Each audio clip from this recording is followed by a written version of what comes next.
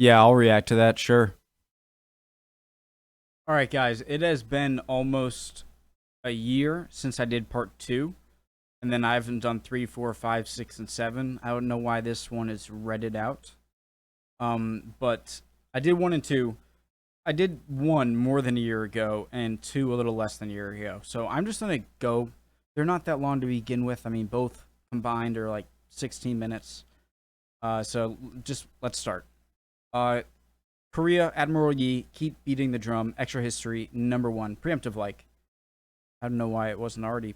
Extra credits, awesome channel. Hope you're all doing well. If not, chin up. Let's learn, okay? If you're not ready to learn, there's the door. Home ec is down the hall. Wrong class. I have already tossed my phone. Do the same, please. Even if you're watching. All right.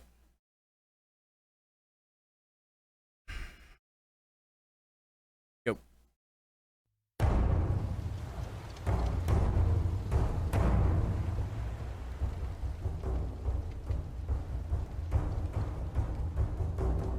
I'm just making sure sound is good. Yep.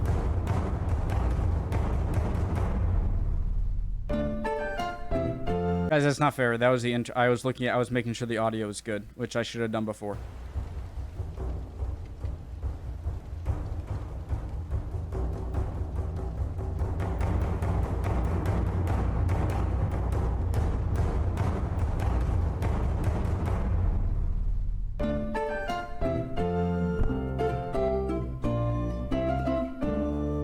The year is 1572, 26 years earlier. A 28-year-old man rides across an open plain. A group of military men stand quietly, observing. His horse stumbles. He's thrown. At first, everybody watching thinks he's dead. His leg is horribly bent, broken. But after a moment, he gets up, dragging one leg behind him, and pulls himself to a willow tree. He binds his leg with its branches, remounts his horse, and finishes the military examination.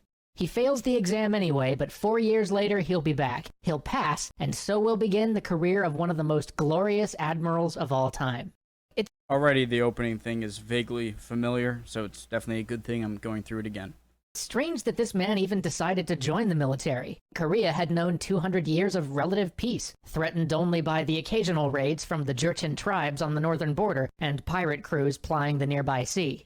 The military was not a highly respected career choice for a man of noble birth. Taking the civil service exams and joining the ranks of the Confucian court was a much better way to achieve power and success. And yet this man, Yi Sun-shin, though he was schooled in the Confucian texts, had dreamed of being a soldier since he was a little boy. And so at last, when he had passed the military exam, he was appointed to a desolate fort along the northern border. While most of the border forts were pits of corruption, seen simply as a place to dump individuals who had fallen out of favor with the court, Yi drilled his men rigorously and refortified his post, bringing it up to true readiness in case of an attack. One day, the provincial governor came by to inspect the post. This was a man all of the fort commanders dreaded, known for his harsh punishments and brutal discipline. But when he came to Yi, he simply said, well done, and moved on. Shortly thereafter, Yi was moved back to Seoul, a sign of growing favor, and he was given a post at the military academy there, training new recruits. He was by all accounts rigorous, diligent, and incorruptible. And this was exactly the problem. At this time, the military academy was actually a tool for younger noble sons to jump up the ranks quickly, and for courtiers to channel their favorite people into the cushiest assignments. And Yi was not cooperating. So, after a short stay in Seoul, Sorry if I made a noise by bumping into the mic.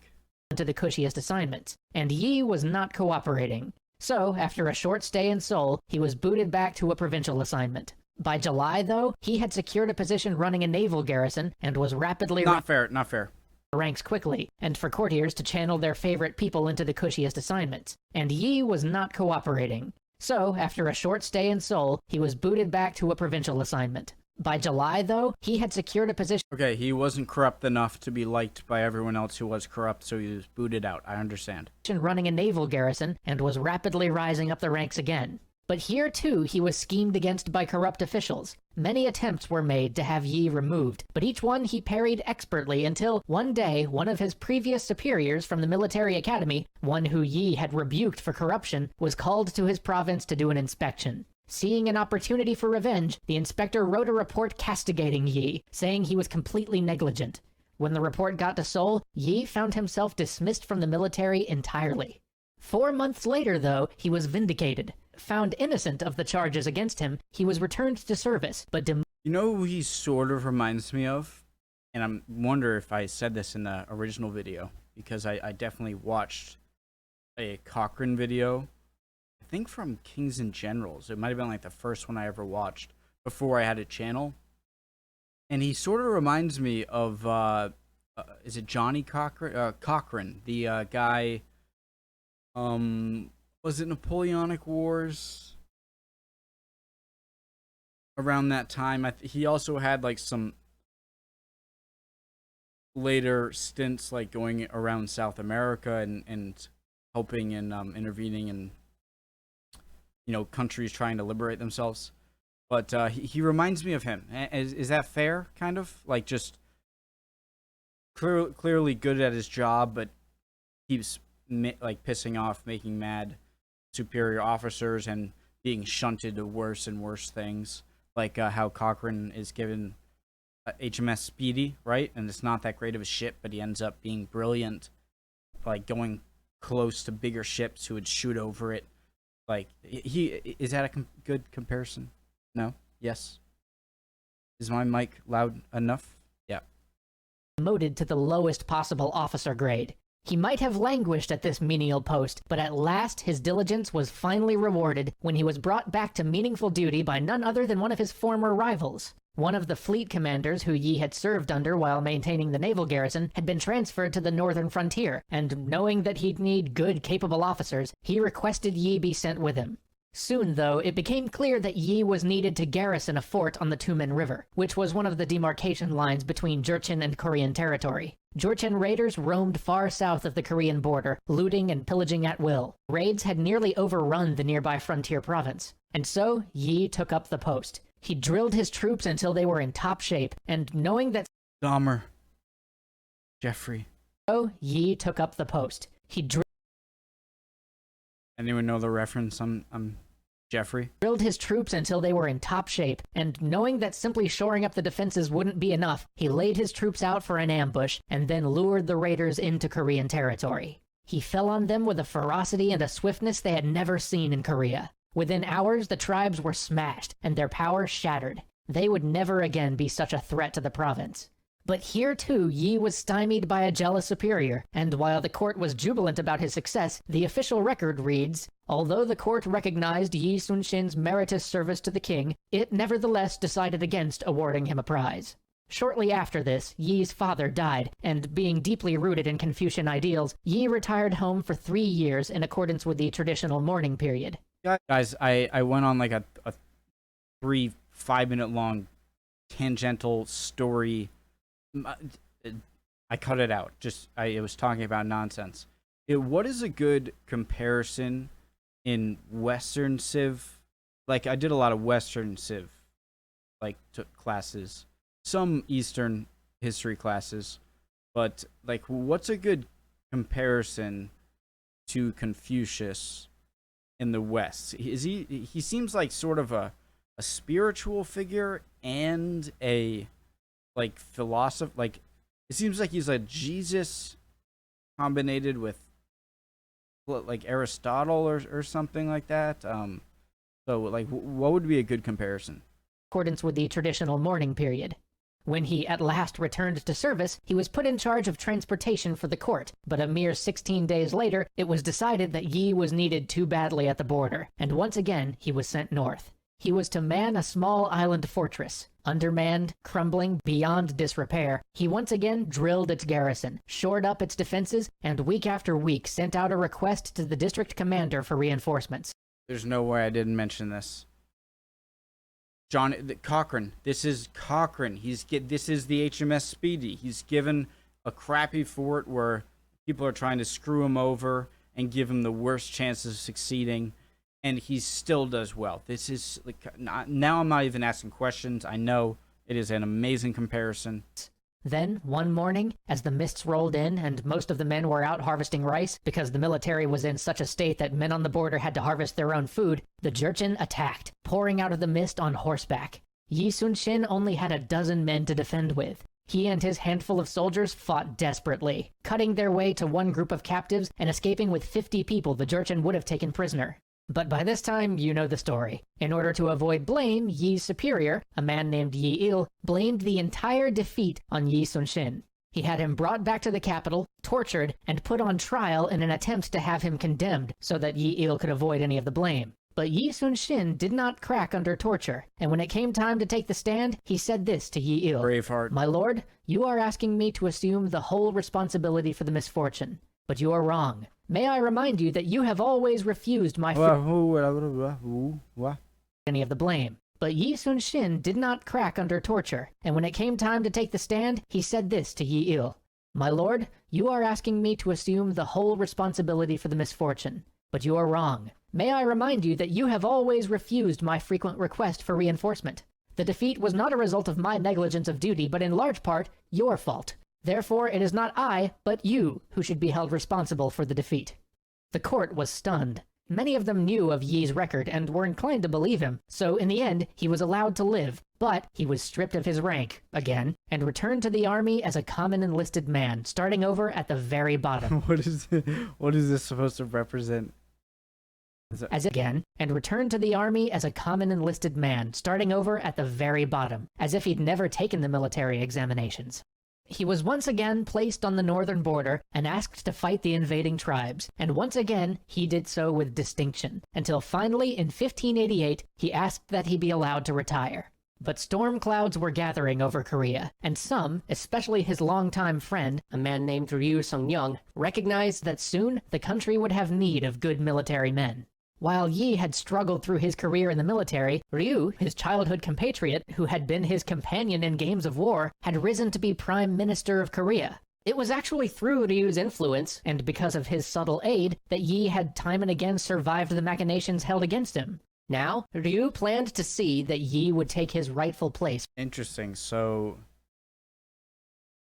if he didn't have that childhood friend who ended up being this key, powerful figure, then it's likely this story would not, that he would not have, not to do anything against Yi. It's just that is not an insignificant little fact there. For the war he feared was coming.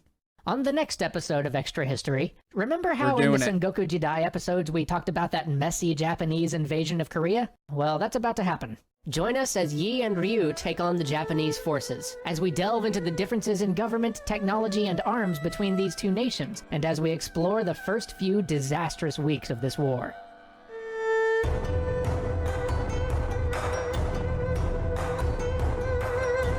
Number 2.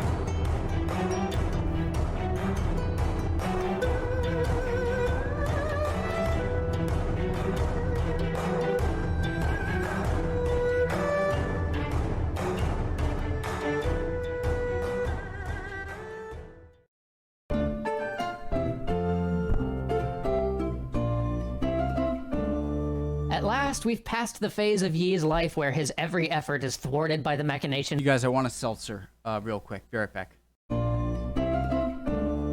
At last, we've passed the phase of Yi's life where his every effort is thwarted by the machinations of corrupt officials and jealous superiors. Finally, we can begin the story that sees Yi rise to be the national hero of Korea. But first, we have to talk about the two contrasting states that are about to meet in bloody battle. If you watched the Sengoku Jidai episodes, you'll remember that Japan had just come out of the second time he's mentioned that. He mentioned that at the end of the previous episode. And I feel like that's like a prerequisite, and I should have watched that first. 100 years of ceaseless war. Their entire society was built off of a martial hierarchy, where the most glorious thing a man could do was fight. Shogun, okay, I think that's like a military leader of like certain... Like, there are shoguns in different, like, states, territories in Japan. Then the emperor is at the head. Daimyo is definitely a familiar term. I forget what it means. Samurai peasants. And it's very curious, or interesting, but I think I know the reason why merchants are at the bottom of the social hierarchy hierarchy, even below peasants. You'd think they'd be much, higher in a lot of other cultures. But, I think there's kind of a taboo, like you're not as loyal and look out for yourself, maybe more than the state. I don't know. Society was built off of a martial hierarchy, where the most glorious thing a man could do was fight. Japan had fielded giant armies and had an economy devoted to war. They had hundreds of thousands of veteran soldiers, and they had seasoned generals, battle-hardened from years of campaigning. And now, for the first time ever, all those forces were unified under one man, Toyotomi Hideyoshi. The Korean state had, by contrast, been mostly at peace for 200 years. The state itself was a Confucian bureaucracy, which should have meant that it was an enlightened meritocracy, but in truth, the Korean government was rotten to its core. Guys, I gotta learn more about Confucian government, Confucian philosophy, Confucianism as like a religion. I don't think it's a religion, right? Just like I need to what is is he like the what is his equivalent? I need an analogy. Full of factional infighting and led by a king who perhaps might have been a great leader in times of peace, but was utterly unsuited for a state of war. In terms of military thinking, the Japanese had spent years perfecting the art of war. The daimyos had become early adopters of the arquebus and had rapidly innovated on firearm manufacturing and tactics. They had created movable field works to protect their gunners, coordinated the use of spears and arquebusiers, drilled the men to release large simultaneous volleys to break up a charge, and trained them to wait to fire until they were within an effective range. They were such enthusiastic adopters of the arquebus that when the Japanese eventually arrived on Korean shores, about a quarter of their total force would be armed with this fearsome weapon. The Japanese had also become masters of the siege after so many decades of having to topple the highly wrought. I can't believe these things were real. I've seen these in many different videos, history videos of siege warfare, certain sieges. I saw these in Lord of the Rings, Return of the King.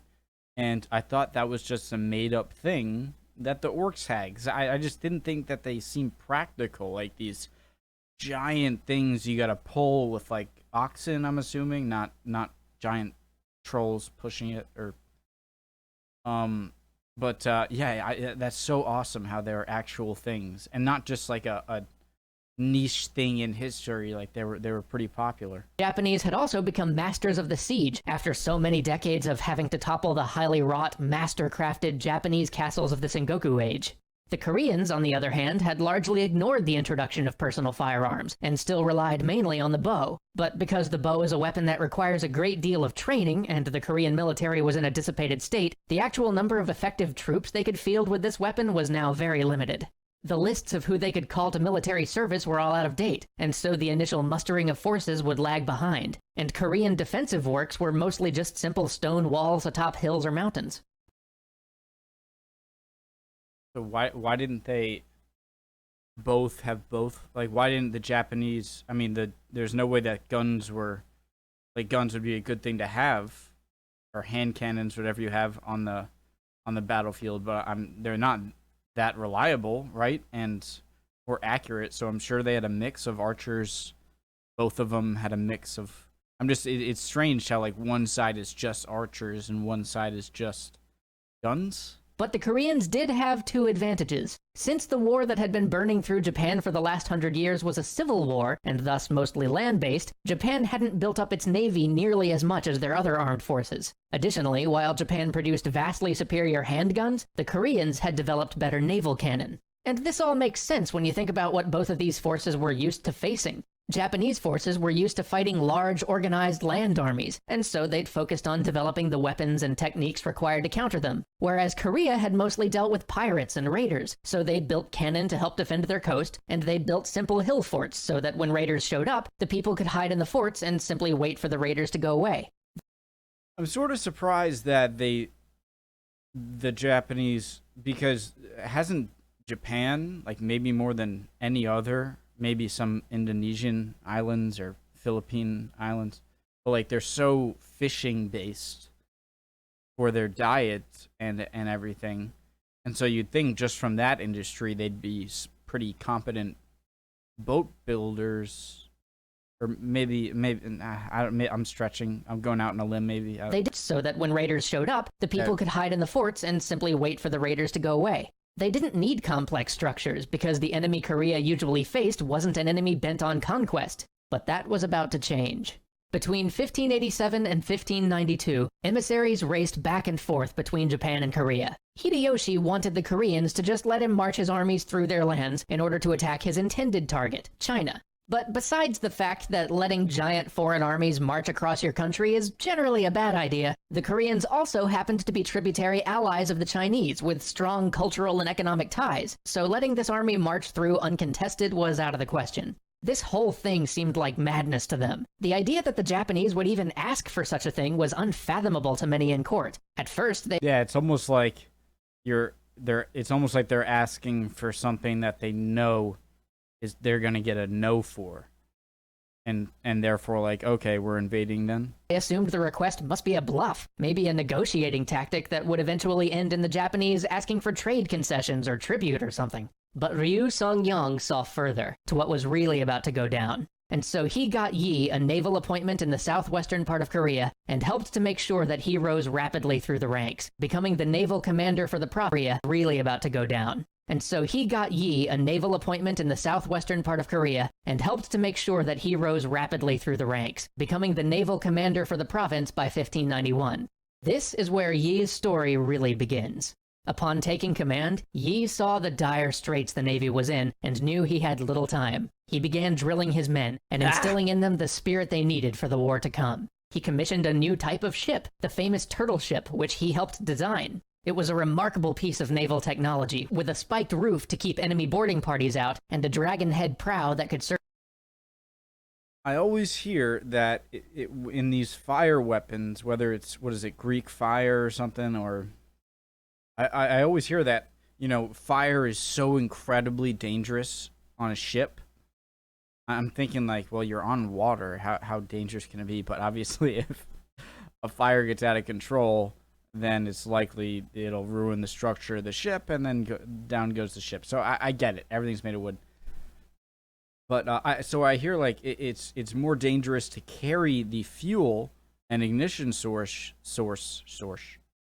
for the weapon than it actually is in being effective as a weapon. My words are not working today. Serve as a cannon or billow out noxious smoke. But even before the Did I just talk about something that isn't even right? A remarkable piece of naval technology, cannon or billow out roof to keep enemy boarding parties out, and a dragon head prow that could serve as a cannon or billow out noxious smoke. Okay, I just went on a rant on something that wasn't. But even before the first of these ships could see active service, it happened. Sentries all across the southeast coast began to spot ships coming over the horizon. Then tens of ships. Then hundreds. This massive fleet flew no sails known to Korean arms. Fires were lit and word was spread. The Japanese were coming. But the local commanders refused to believe what they were seeing. They suggested that maybe it was a trade fleet, or maybe even a large tribute mission from the Japanese to apologize for how rude their ambassadors had been. And so, the local commanders did nothing. The approaching ships began to dock at... Don't you think... What? ...had been. Or maybe even a large tribute mission from the Japanese to apologize for how rude their ambassadors had been. Wouldn't they send a single ship to avoid suspicion of an invasion to say, we are bringing you gifts? Instead of just an armada? That's just... And so, the local commanders smart. did nothing. The approaching ships began to dock at Busan. Soldiers, fully armored and prepared for war, began to disembark from the ships. And still the local commanders did nothing. By nightfall, 300 ships full of warriors had landed. A Japanese army was now in Korea. Finally, the commanders realized what had just happened, but by now it was far too late. With well over 100 heavy Korean ships of war at the ready, they had just sat and watched this happen without even moving a single one of those ships out to scout the fleet. If they had, they would have found out that this was a Japanese commander acting against orders. Eager to be the first to Korea, he had sailed his fleet before their warship arrived. Turns out nearly all of those hundreds of ships were unarmed transports. No match for the Korean Navy, which still sat anchored at port doing nothing.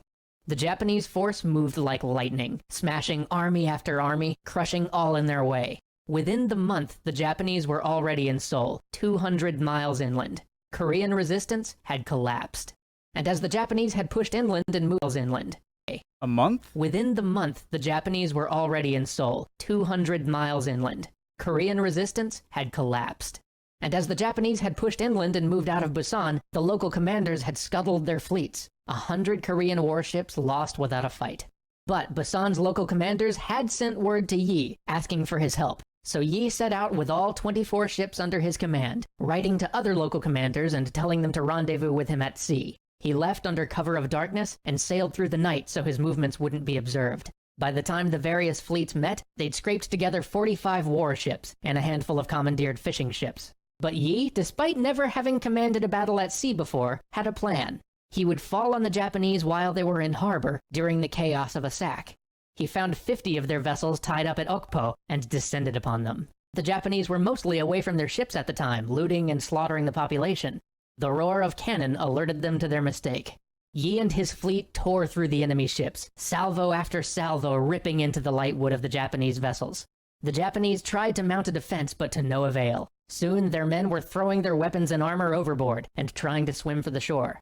By nightfall, 26 Japanese ships rested at the bottom of the harbor. Only one Korean sailor was injured.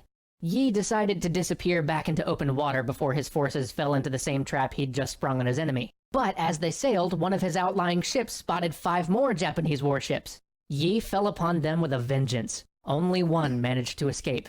Then new reports came in of 13 more ships near Chinhae.